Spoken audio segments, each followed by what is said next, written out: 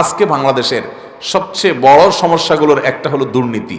প্রতিটা পদে পদে পদে পদে চেয়ারে চেয়ারে, চেয়ার তো দূরের কথা, চেয়ারের পায়া, চেয়ারের খুঁটি, চেয়ারের আপনার কাপড় চোপড়, চেয়ারের প্যারাক যা আছে চিপা চাপা সবগুলা ঘুষ খা। একটা টিকিট কিনতে যাবেন ট্রেনের, নাই, কালোবাজারি হয়ে গেছে, ঠিক না ভাই? ঠিক। চতুর্পাশে, অথচ আমরা আবার বলি এদেশে বেশিরভাগ সংখ্যাগরিষ্ঠ মুসলমানদের দেশ। তাহলে যত দুই নম্বরই কাজ করে এগুলো সব বেশিরভাগ মুসলমান না? কারণ বেশিরভাগ মানুষই তো মুসলমান, নামে মুসলমান। এর নামে মুসলমানের জন্য আল্লাহ জান্নাত তৈরি। অতএব হারাম ছাড়বো তো ইনশাআল্লাহ। যারা সুদের কারবার করেন এলাকার, আল্লাহর জন্য এটাকে তালাক দিবেন, ছেড়ে দিবেন, ঠিক আছে তো ইনশাআল্লাহ? এবং হালালে চলে আসবেন। কার জন্য করবেন?